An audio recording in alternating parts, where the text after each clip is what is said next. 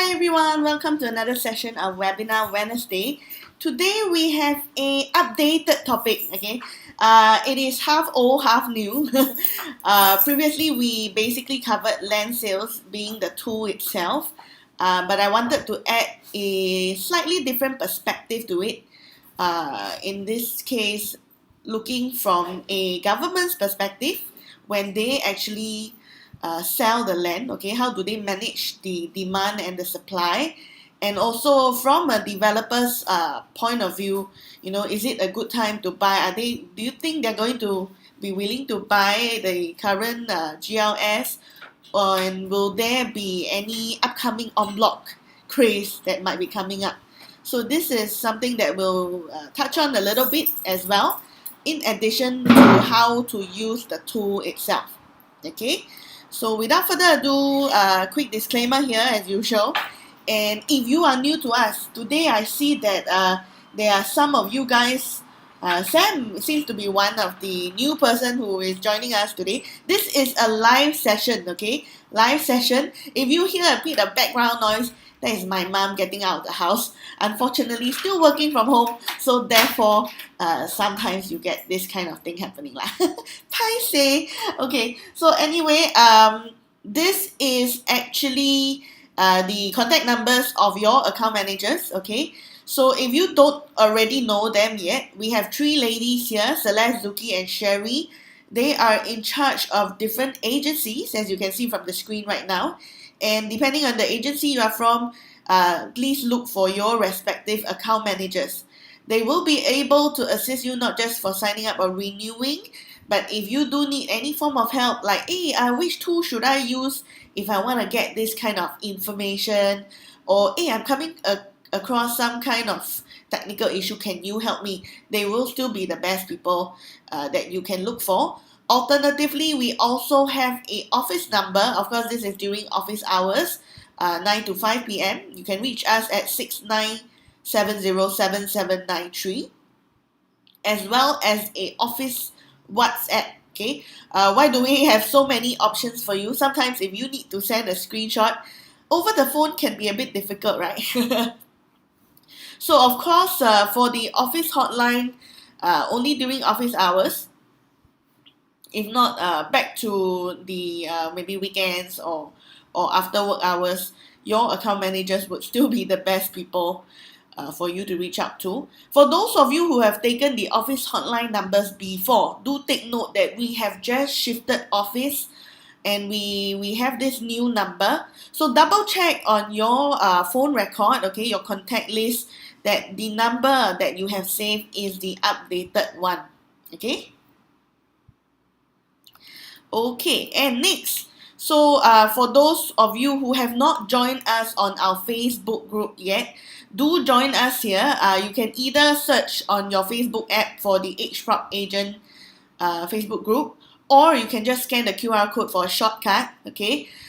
Basically, it is a closed group targeted only for you guys, only for agents, and you'll get info on the latest news, promos, training details, as well as tips and insights. Also, if there are any changes to contact numbers, this is also the best place for you to keep updated with us, okay? So do join us here. This is definitely one of the platforms we hope that you can connect with us. Alternatively, if you wish to join us on Telegram, this is the other option, okay? So we try to give more options so that it's really up to your personal preference. If you're okay with both, you can join us on both as well. Okay, so either Telegram or Facebook, though I think that sometimes Facebook, it will be easier for most of you to catch us. Telegram, after a while, I do notice that some people may not actually even click in very often anymore. Okay, so either or, Telegram or Facebook or both. Same thing, you can actually scan the QR code or copy the link here. So I have Sam who was asking whether he could revisit today's training. Yes, you can do so. So if I actually move the screen too quickly, you didn't catch the QR code, no problem. Just after the session, once it is no longer live, okay, revisit the same link and you can now shift the the time slider of the video to get to the screen that you want to get to, okay? Now, also, for those of you who have not used, okay, are not aware of the sync function, what is this? Basically, you would be able to sync your listings from portal rate over to EdgeProp. Okay, so that means to say if I have a portal rate and I don't want to retype out all my listings, all I need to do is to click on the sync button, and EdgeProp will be able to pull over your residential listings together with the photos and some of the main description and details. Okay, so where do you find this sync button? When you are logged in onto the website, okay, so under your profile, under your picture, there'll be a drop down and you can look for the one called listings. Okay, this is basically within your agent dashboard, and under listings, you will see the sync with other portals button. Okay, so once you click on it, they will say that it will sync within 48 hours. And of course, you can leave the page after that. Okay, so you don't have to stay and wait for the syncing to happen. Usually within an hour or lesser, it should come over. 48 hours is really more of if everyone had clicked on the sync button at the same time. But we're really just managing expectations here lah, huh? Okay. Another thing to take note of is that some of you actually use some third-party apps to manage your listings. It could be maybe your own agency or your own division have created an app that can help you to post to multiple portals or manage all your listings from the different portals. So that would actually override the sync function that we have here. So if you wish to use the our sync function, you may have to let us know, let your account managers know. We will have to clean up your account before the sync button works for you.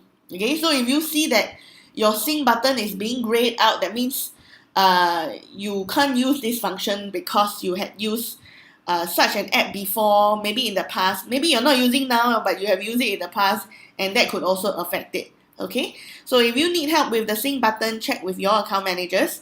Alternatively, other than syncing via the website, you can also do so via your EdgeProp agent app. Okay, so if you haven't done so, you can scan the QR code to download it. It will bring you to either your Play Store or your App Store. Okay, so for Android, the sync button is basically the reset button on the top right hand corner. And for iOS, okay, you will have to click on the three dot button, the three dot menu button on the top right, and you will see the sync with other portals button. Okay, so same thing, if you scan the QR code and you don't have the app yet, it will bring you to the App Store. Okay, now next thing would be EdgeProp's. Okay, so if you haven't heard of this yet, okay, we actually launched this sometime during the circuit breaker, maybe near to phase 2.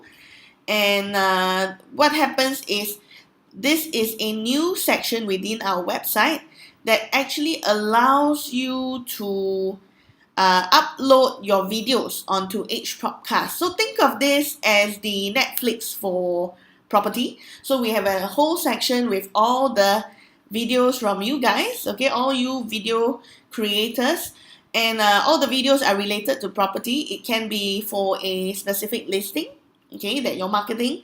It could also be maybe educational, like tips on how to invest in a property, for example. And then, of course, we also have property related, like interior design and all that. So if you are one of these video creators, okay, you have your videos, be it on YouTube or on Facebook, do register with us here so that you can have your videos hosted onto the EdgeProp's page as well. Okay, this is entirely free at the moment, and so far the response is pretty good. I think some people got some leads, and it's also pretty good for branding as well. Okay, so sometimes if you are, you know, just trying to get people to know you a little bit better, okay, this is quite good. So if you need more info, we have a contact number at the bottom right, which is 94529197. This would actually bring you to my colleague Nav, and she'll be able to assist you for EdgeProp's. Okay, so let's move on to today's training proper. So I will be toggling out of the PowerPoint slides to the website itself, okay? And let's touch on today's tool, which is on land sales. So let me just toggle this. Okay. Okay, so this is EdgeProp.sg. We are using the website to go through land sales. Of course, if you wish to use the EdgeProp agent app to access land sales, you can do so as well. It is under the second tab at the bottom called Pro Tools, and you'll be able to locate land sales. Okay, on the website itself, everything is housed under Tools, and you can find land sales right under the paid tool section somewhere over here. Okay, of course, if you're on your mobile phone or smaller device screen, the placement may be a little bit different. Okay, but you should still be able to find it lah. Okay, so I'm just going to click on land sales right now. Okay, land sales.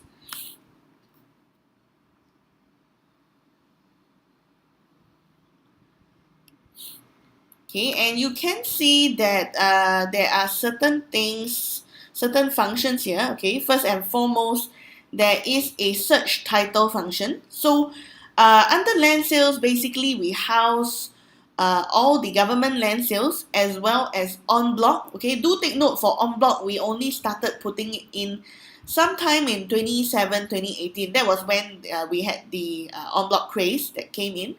Okay, so do take note, any earlier on blocks, we may not have it in the database. Okay, but definitely for GLS, I believe our earliest record is as early as end of 2006. Okay, so we have quite a bit of record here. Occasionally, but rarely, we have info on private treaties. Okay, but most of it would just be either the GLS, the government land sales, or on bloc. Okay, because our formula, okay, for our algorithm to work out the estimated cost incurred is more useful for on bloc as well as government land sales calculation. Okay, so over here, if you are searching for a particular plot of land, what you need to do is to either key in the street name, okay, or the project name. Okay, so if let's say it is a GLS, and it has the project name is not out yet, you can key in the street name, something like this, Jalan Anak Bukit, can be Yishun Avenue 9 as well. And if it is a on bloc, okay, usually you can search for it via the old project name. Okay, that's assuming it was previously a project. Project to project, you can search for the old project name and you should be able to find it. Of course, if it doesn't have a name, you also search by the street name. And once the project is maybe close to launch, we would also try and update as soon as possible the new name for that project, so that you can search by street name, old project name, and new project name. Okay, so do take note, there are certain plots of land that you will not be able to find it here. Most of these would be your private treaty lands, or maybe they bought multiple lands at one point in time, and it's really very hard to differentiate the pricing for the different land. Okay, and some of it are like barter trade or special case. For example, if you think of Marina One, okay, so Marina One is one example whereby there was an exchange of land rather than a purchase of land, so we will not have info on that. Another example would be the Tembusu by Wing Tai, because that was a Akong land. So they actually, Wing Tai already owned the land as their HQ for a long time ago, and then they decided to convert it to a project. So then we will not have it as well. So you can always check with your account managers. If you don't find the land that you're looking for, okay, we will check and see whether we are able to put it in or not. Okay, sometimes if the formula doesn't work or there's not enough info, we will not be able to put it in. Okay, so over here you can see some of the upcoming land that would be closing for closing tender soon. Okay, so these are actually, so you can see Jalan Anak Bukit, Yishun Avenue 9 and Tanah Merah Kecil Link. These are actually the latest GLS that we have for the first half of 2020. Okay, and two of it is coming up soon, Yishun and Tanah Merah Kecil, end of this month. Okay, so let's look forward to the new info coming in after that. So what you will see is very often in terms of the status, you will see the status here. So you will either see closing soon, what is the other one? Closing soon, close, and sold. These three are very, very common. Okay, of course, if it is closing soon, you will not see much info yet because the land is technically not sold yet. Okay, once it is sold, so you can see for closing soon, you will only have the site use, the tenure, the site area, and the GFA. But once it is being closed, for example, the Fernvale Lane, you will have the full information from the land bid, in terms of quantum, in terms of per square foot, how many people bidded for it, and on the right hand side, okay, this is where EdgeProp actually value adds. Okay, so anything in the center under land attributes, okay, this info is taken from the different press releases. It can be Business Times, Straits Times, and all that. And on the right hand side, this is where we work out the cost that the developer is going to incur in addition to the land cost, okay, when they actually build this new plot of land, okay, when they rebuild or they build this plot of land. So in this case, you can see for Fernvale Lane, okay, the highest bid is 286.5 and the land cost is also the same. So basically, we move this number over here. Do take note, of course, is that in this case, it is a GLS, so there's no additional cost that the developer would have to bear. However, if it is a en bloc, for example, let me find one that is successful. Okay, so if it is an en bloc, sometimes, okay, the highest bid here and the land cost here may be different from the amount that is stated in the press release, because we actually add in the different costs that the developer incurs as well. So maybe they say that they sold the land for 30 million, but the developer incurred development charge. Maybe they try to increase the plot ratio. And for those that are of leasehold land, developers may also incur the lease upgrading. Okay, so maybe they en bloc this plot of land remaining 40 years. Okay, so if they want to sell to you guys, they would have to pump it back up to 99 years, right? So they would need to top up the lease for another 59 years. And that would also add into the cost of the land. Okay, so do take note, as long as the press release have information of these additional costs that the developer incur, we will actually put it into the cost of land. Okay, so let me go back to, okay, let's refer to this one, Irwell Bank Road. So you have all the details here in the land attributes from the press release, and on the right hand side, these are the breakdown. So the general kind of cost that a developer incurs when they build a new piece of land. Okay, construction definitely takes up a big part of it, followed by financing, the professional legal taxes, marketing costs, and others. Marketing costs would actually include agent fees, okay? And then, of course, we will work out an estimated total cost. And from there, we also work out the estimated break-even per square foot per plot ratio. Quite a mouthful. Okay, so basically what this means, okay, what does estimated break-even mean? Okay, this is the minimum per square foot that the developer would have to charge in order not to make a loss. Okay, so this also means that this does not include the profit that the developer wants to earn. Okay, So how much profit does developers earn nowadays?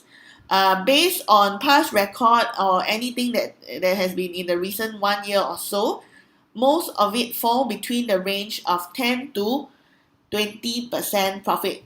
Okay, so if you want to work out the estimated developer's selling price for, say, for example, a well bank, what you can do is to take this price, this break even 2243, and you add in, let's say, 15%, okay, 15 or 20%. So this would be the estimated price. Okay, don't know if you all can see it, 2579, okay, thereabouts lah, or 2580 per square foot. Okay, of course, do take note this is based on an average unit, average size, which usually in most cases would be, say, a 3 bedroom, maybe about 1001 square feet, mid floor. Okay, so of course, as usual, there will be there will be differences in terms of per square foot within the project. Your smaller units will have higher PSF, your higher floors, higher PSF, and of course, the premium facing as well. Okay, so use this as a guide, and you can always plus minus according to the stacks, the floors, or the facing, to actually gauge what kind of pricing the developer is likely going to sell at. Okay, so another thing to take note also, sometimes you might actually come across what we call undervalued. Okay, how do you know whether this project is actually a really good buy? In a way, okay, in a way, one way is to see that they actually price below, okay, either equals to break even or below the 10-20%.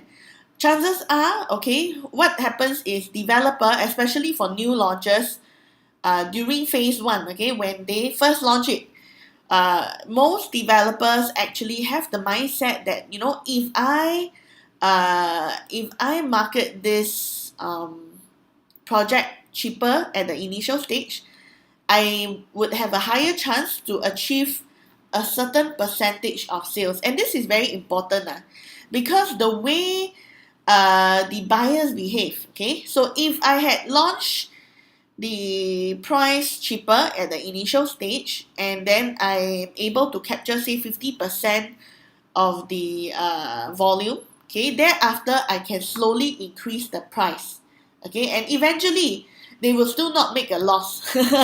Okay, I don't think developers will go through all the effort and end up with a loss lah. Okay, so what happens is initial they will price lower to attract. Once they hit a certain volume, then they will increase the price. So that is how most development prices, you know, over time, if let's say they have phase 2 and phase 3, the prices tend to go up. Okay, so another thing to take note of is that when you are here on the screen, okay, so you can also see who is the developer, okay, and you can also click on the header. Okay, some of you might not even notice that you can click on it, and when you click on the name or the project name or the street name, it would actually show you a little bit more info, slightly different from what you see from the screen earlier.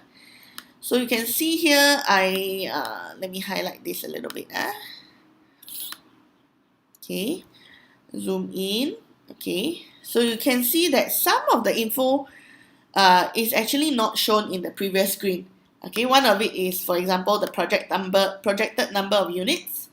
Okay, and of course the map location is a little bit more zoomed out. So if you wish to have a little bit more info, you can actually click in to see more. Okay, so of course I can always just click on the back button to go back to the main land sales page.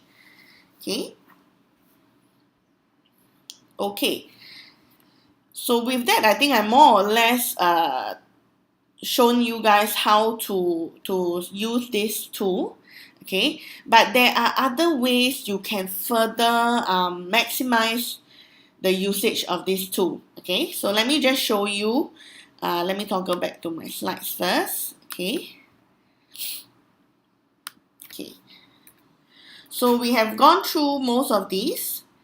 So it is mainly for en bloc and government land sales. You need to top up 10 to 20% on top of the break even to work out the developer selling price. And you can search by address or project name. Okay, now sometimes it would be good if, of course, you compare apple to apple like as much as possible. When you compare different lands, there is no such function okay, within the tool itself, but all you can do is to just take a screenshot and pack it into a PowerPoint slide or something like what I did. So you can see that if you actually study, for example, EC, okay, so you can search for ECs in the similar location. And these two projects is one good example. We have River Cove followed by Ola. River Cove, if I'm not wrong, is already sort of fully sold. Okay. Maybe 1 unit or 2 units left over, if not fully sold. And we have Ola, which is, I think, not even 50% yet, if I'm not wrong. Okay. So you can see that the break-even price for these two projects, which are both in the Sengkang area, are very nearby. Okay, one of it, the break even is 671. Okay, and if you remember just now, we said that from there you add, say, 20%, 671 times about 2, that should be about 800 per square foot. Okay, but if you remember, River Cove was sold at mostly, I think, about 900 to 1,000 per square foot. Okay, so they actually price up a little bit. And that is with good reason, because the next plot of land, even other locations, you started seeing prices, totally different price for EC. Okay, so you can see for this one, Ola's break even is 976. So at that point in time, if you were marketing River Cove, and you have clients saying that, wow, if you compare to the past, okay, because buyers tend to compare to the older prices and say that, wow, this one bo hua. If I buy this one compared to the lands earlier, maybe if I were looking at Large Acres, Topiary, all these projects were selling at 700 plus, 800 plus per square foot. And then now you have River Cove selling at 900, 1,000. So what you can do is you can show the other upcoming lands. It can be Ola, which is at Sengkang. You can also even show them the one at Sumang Walk, okay, the one at Punggol. And you can show them that, look, prices are not coming back anymore. Okay, so in this case, EC to EC, you notice that there is an increase of 45% in terms of the break-even within 2 years. So these are some things that when you actually compare the different plot of land, you would be able to get a bit more insight on how things are going to be. Okay, of course, you can compare more than one. You can compare a few at a go. Okay. And then there is also one way, which is to compare launches before and after. So I took this example for Tapestry, and then after that we had Treasures at Tampines. So why do I select these two plot of land is because that though both of them are in the Tampines, and both of them are not near MRT. So at least it is more apple to apple. I definitely don't want to be comparing different location or one that is much more convenient. Okay, so for Tapestry, you can see that the break even is about 1,000. Okay, but the selling price is about 1,000. When they launched, about 1,003, and then it went up to about 1,004-ish. Okay, what about Tampines Court? This one was launched much later. Okay, and they started selling from 1,002 onwards. So you will notice that, if let's say example, so I am selling Tapestry now. Tampines Court haven't launched yet. Okay, haven't launched yet. I can show them both of this plot of land and say that, look, if you don't buy this one now, the next one is probably going to cost about 100 per square foot more. Okay, fair enough, right? Because the land costs more. If developer is going to earn the same amount of profit, the next land will cost more. So it's better to buy now. Okay. Now, thereafter, Treasures at Tampines was launched, right? And then apparently the prices were more attractive. you can say a different thing and say that, oh, now it seems that treasures at Tampines is a better buy, right? So you can show them that, oh, you see, developer is earning less, okay, so it is actually a more value buy. Okay, of course, you do need to understand also the situation behind the launches. So if you remember at that point in time, Tapestry was launched before the very last, one of the last cooling measure, which actually brought up the LTV, I think. Can't remember, but basically there were some cooling measures that once it is launched, it affected the prices. So Tapestry was very lucky. It was launched before that, and at that time, there were very limited lands or projects for sale. So in a way, the developer was more daring with their pricing because no competition, ma. Okay, so it's really, of course, there's no hard and fast rule on how you explain this. I mean, there's no 100% or so, but using land before and after, you can actually show that, oh, maybe it's better to buy now, or maybe it is better to wait. Okay, so sometimes if let's say you're looking at the entire street, so one example would be Tapestry. You have what is it called? You have Santorini, Alps, Tapestry, and that few others, Cube. They are all along Tampines Avenue 10. So if you search Tampines Avenue 10, you don't even need to do a screenshot. Everything will be stated there. So you can actually show them the full history on how prices of or the land has cost has evolved over time. Okay, so that's something that you might try for all your other different locations as well. Okay.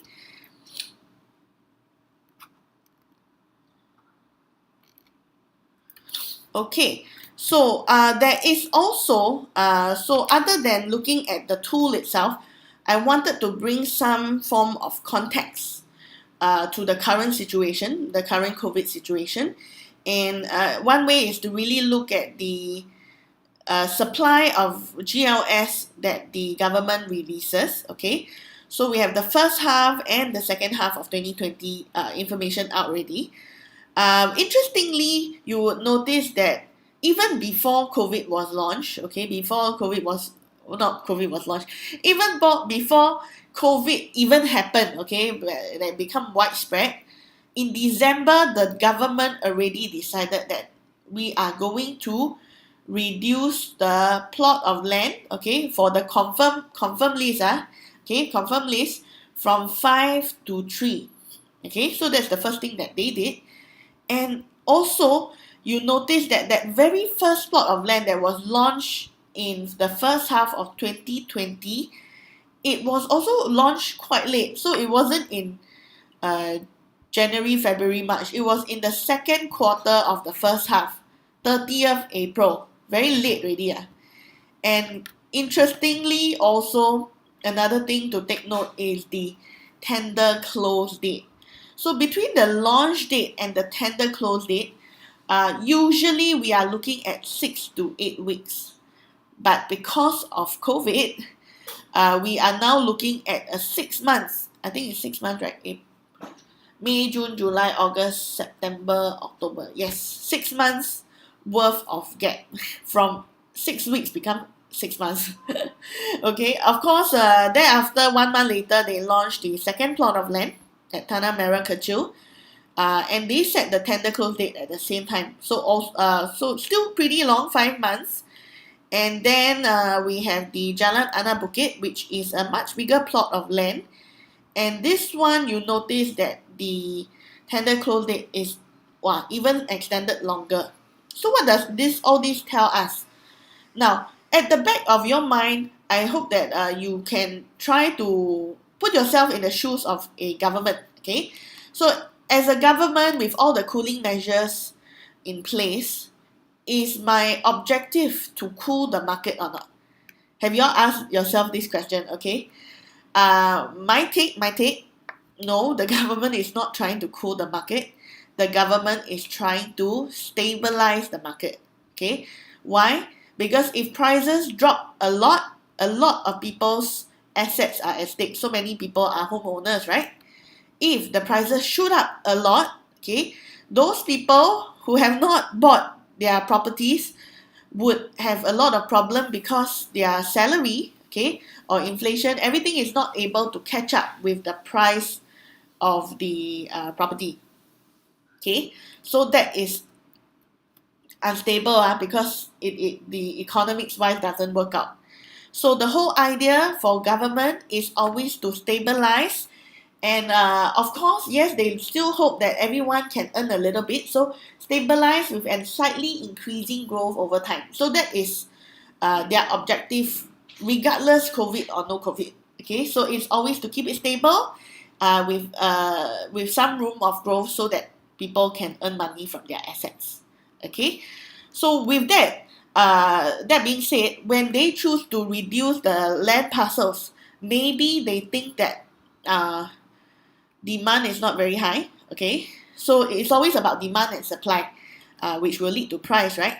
So if they want to keep the price stable, the only way is to reduce the supply, because they, based on all the statistics that they might have, they believe that demand is falling. Therefore, we should reduce the supply to keep the price stable. Okay, so that's where we look in. Let's look at the first land tender. So this is the first plot of land that was being launched for the first half of 2020.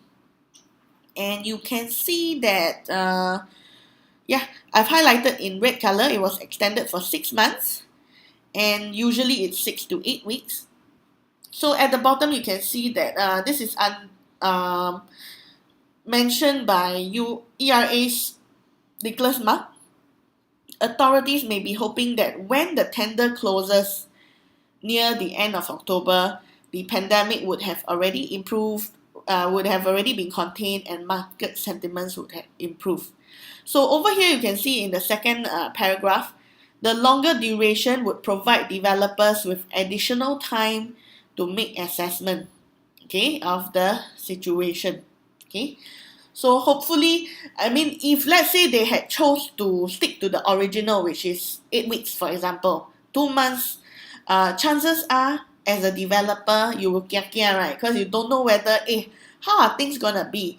What if I bid now and then later the prices plunge and all that? So by giving a longer time period, developers are also able to see how the government is going to manage the crisis, and also how the whole world, in this case because it is a pandemic, okay, how the whole world is managing everything, because economics wise it really does affect the not just the real estate industry, but almost all the industries are affected in one way or another. Okay, just how serious it is lah. Okay, so this is one of it, one of the news that I got from Straits Times. And then for those of you doing new launches, so will this actually affect the prices for new home sales? The answer is yes and no. Okay, so construction cost, if you remember earlier under the estimated break-even, construction cost is one of the big components within, one of the highest costs, besides the cost of the land, that a developer is going to incur when they actually rebuild this particular project. So when they actually when you actually look at this under at the side, so I highlighted it in bigger font. Okay, construction cost is likely to go up by 7 to 10%, and that is conservative. So by right, the property selling price should actually go up by 2 to 3%. But as developers, do you think it would be wise to increase the price right now? Usually, buyers would assume, crisis leh, what, it's a bad time, shouldn't buy now, right? It's not safe. So it would probably not be a good idea for the developers to say, crisis, let's increase price. People expect price to fall and then they go and increase the price. So what happens is most developers should be prepared to absorb this cost. But for how long? That is the question. If market turns well, eventually, for the new land that they bid for, or the projects, they would still increase price, right? Just that as of now, because it is still a question mark, so prices they will absorb first, but for how long we don't know. So that also brings me to the second half of 2020. And we see that this was an article in 24 June, mid of this year. So the private home supply of 1370 units from 3 confirmed sites. So they released another 3 sites for second half. So they maintain with first half 3 sites. Nearly 23% lesser than the 1775 from the first half. So even though it's 3 sites, same, but actually the number of units fell by 400 over units. But they also included 8 reserve sites. Reserve site means that only when a developer is interested, they can bid to unlock this site in a way. So over here, these are the 3 plots of land that is under the confirmed list. We have North Cumberland Road, Ang Mo Kio Avenue 1, and Tengah. So you notice for both first half and second half, right? All 3 plots of land, the land use is slightly different, because they want to target different purpose. So there's no repeated, resi, easy. It didn't work that way. So it's one of each kind, And again, the tender, the launch date also not up yet. My guess for North Cumberland, if with reference to the first half, would also be like 30th October, that kind . And tender date, so this one we have all the question marks, which we will be able to fill up when the time comes. And this is very crucial. So I hope that you all take note when the land actually gets launched and when the tender close date is being announced. This would be your idea of how the government actually looks at this situation that we are in now. If you see that the tender close date is getting lesser, maybe anything lesser than 6 months, that means that the government is actually quite positive of how things are turning out for COVID. If you see that they maintain 6 months or even longer, that means to say they are also not very sure. So this is a little bit of hint on how the government looks at it, and in turn the developers would also look at it to see whether, if this is the case, does it make sense to bid for the land? How much should we bid for this piece of land? But that also brings me to this last article that we have. The link is at the bottom, quite a bit of info. This is actually by a topical paper done by Hattons. And they are saying that in 2021, got chance that the en bloc cycle may come in. I haven't really read through this, but the thing is because most developers would have sold out their units.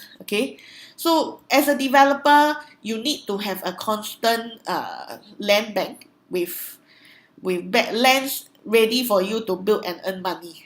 So if you don't buy any land, you cannot earn, right? So maybe sometimes you can say that rather earn a little bit than totally don't earn at all. Of course, they can also choose to look overseas, but I think in this case now, overseas, especially the not so, actually even very hard to say, even prime location, non-prime, first world, third world, everyone also kena. So I think buying overseas land is also very tricky, especially if you're a local developer. Probably safer to stay in town. That's my own take. But so there is a possibility that en bloc might come in, because here you see that the government only released a total of 6 confirmed land in 2020. And why are these developers running out of land? Also because the land that they had bought earlier, they already have to start paying ABSD if they don't have any units left for sale. So they have to start paying ABSD if they have remaining units left for sale. So the whole idea is really to clear whatever backlog that they have and then start afresh again.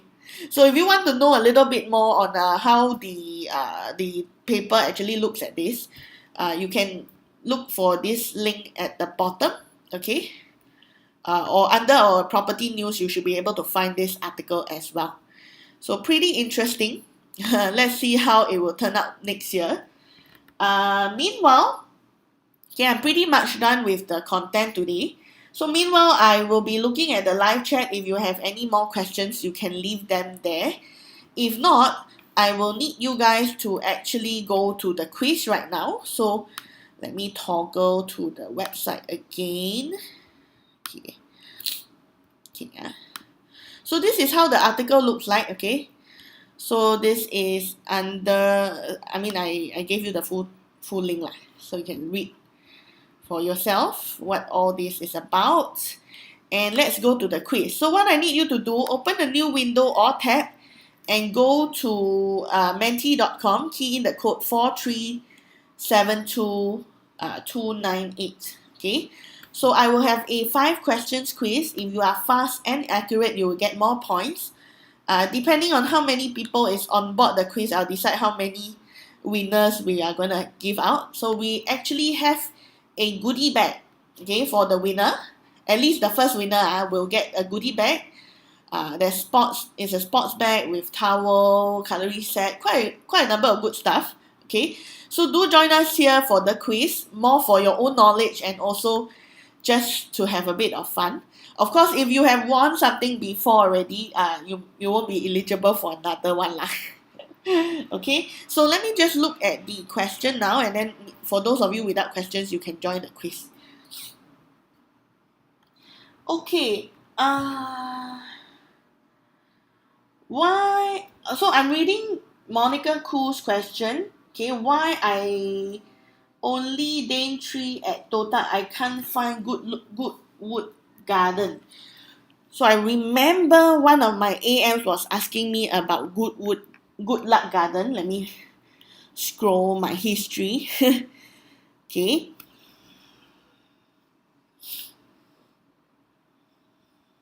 Wait,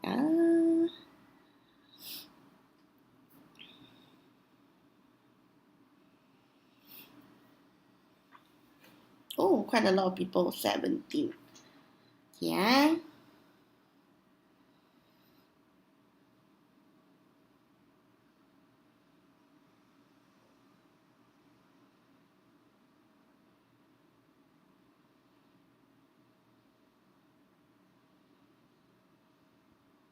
Okay, Monica, let me check and then I will get your account manager to get back to you on this.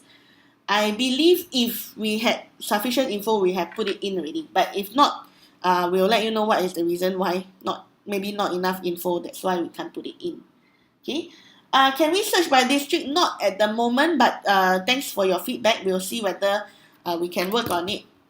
Actually, we have some ideas on the filters, but not working on it at the moment, but not on priority. Okay, because we are having quite a number of new tools that we are focusing on at the moment. Okay, so I see quite a number of people. I'm very happy today. So let's give 3 people, the top 3 winners, the prize. Okay, top 3. Yeah. So let's get started. I have about 19% now. So 5 questions.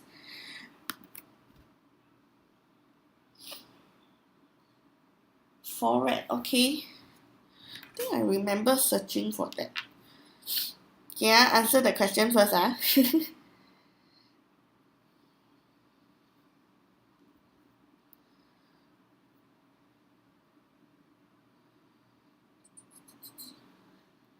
is up. What is your answer? Okay, most of you got it right. I think this is a pretty giveaway. Okay, so we cover GLS as well as en bloc. Of course, take note, en bloc will be from 2017 onwards. Okay, next question. Okay, let's see who is leading right now. So if you are faster, you get more points also. So we have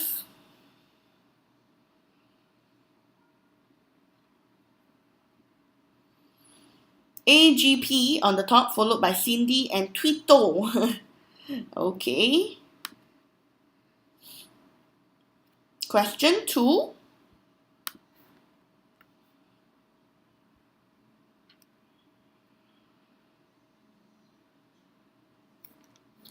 Okay, the following land status, if you remember, I mentioned some. There's only 2 that I didn't mention. So which one do you think is not inside? This one difficult, because I didn't exactly tell you all which one also.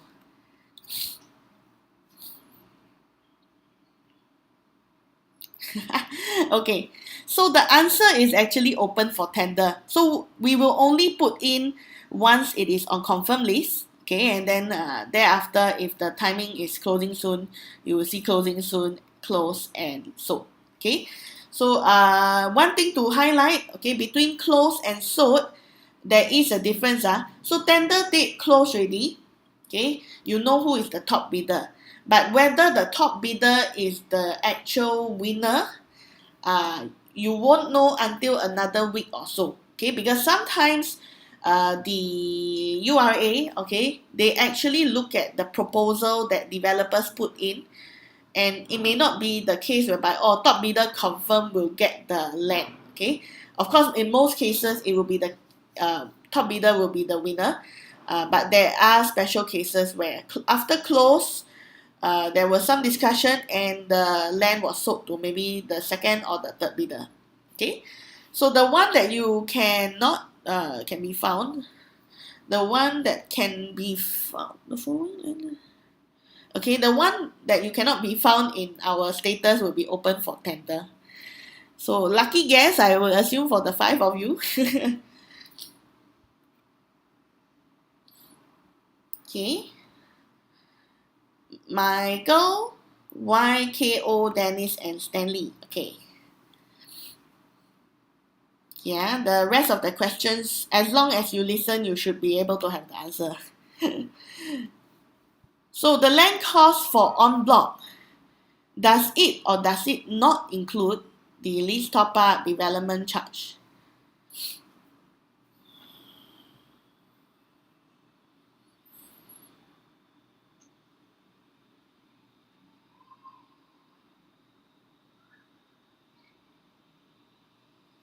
Correct. Okay, and the answer is false. Okay, so if you read it again, I'm saying that it does not include, but land costs, if it is an en bloc and the developer actually incurs the lease top up and development charge, we will add it into the cost of the land. Okay, so if the developer buys the remaining 40 years, they need to top up 59 years. That is part of the cost of land, right? So the answer is false. RETT, okay. Let's see the change in the leaderboard. We now have Dennis, Cindy, Twito is back. Okay. Question 4.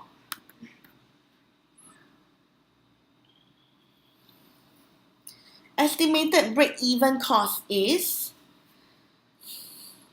it the developer's selling price, the profit, the minimum price, or the maximum price? A bit of play of words also.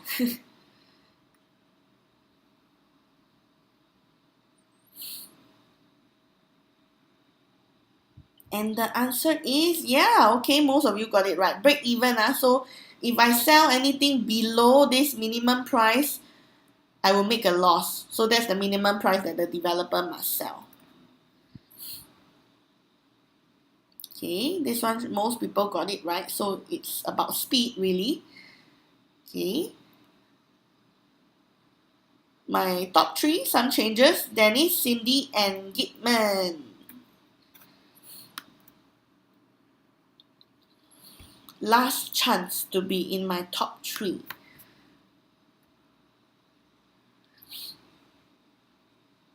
Okay, what is the suggested profit to be added to the break-even to obtain the developer's selling price?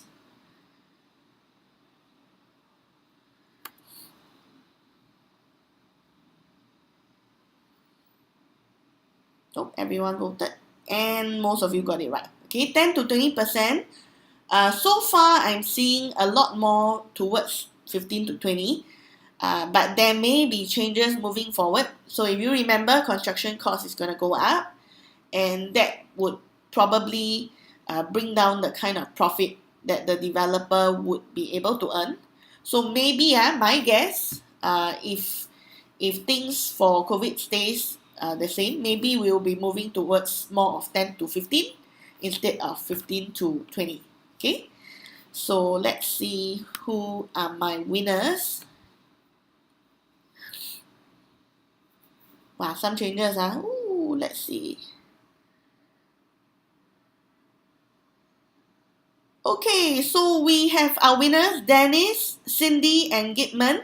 Please take a screenshot of your own screen, your own nickname, your own icon and points, and send it to us. So my colleague will actually put in the live chat who you need to send your screenshot to, so that we can arrange for you to pick up your prize, okay, which is a goodie bag with sports bag, sports towel, cutlery set, and some other stuff inside. Okay, so thank you so much for joining us today. I just want to quickly look at Foret. I just want to double check that we have that. Okay, let me just come in here. FORETT 真的没有吗？Have lah. Okay. So for Monica and Yulai, okay. So we have for Foret or Good Luck Garden, maybe typo or something, you all couldn't find it. So here it is. This is the break-even 1636. Okay. So thank you everyone for joining us today. I hope you learned something or two, and we will see you guys next week. Okay, so next week our topic is a brand new topic on bloc. Okay, we'll be covering some of the tools that we have on EdgeProp, as well as a little bit more details on what bloc is all about. Okay, for some of you who actually registered earlier, we actually made some changes to the topic. It was originally Pricer, but we noticed not much demand, so we decided to change to bloc. But for those of you who actually sign up for Pricer, we will give you the training link, the previous training link for Pricer. Okay, so not to worry about that. So with that, thank you everyone. I hope you learned something. Do like, subscribe the video, and we'll see you guys next week. Bye bye.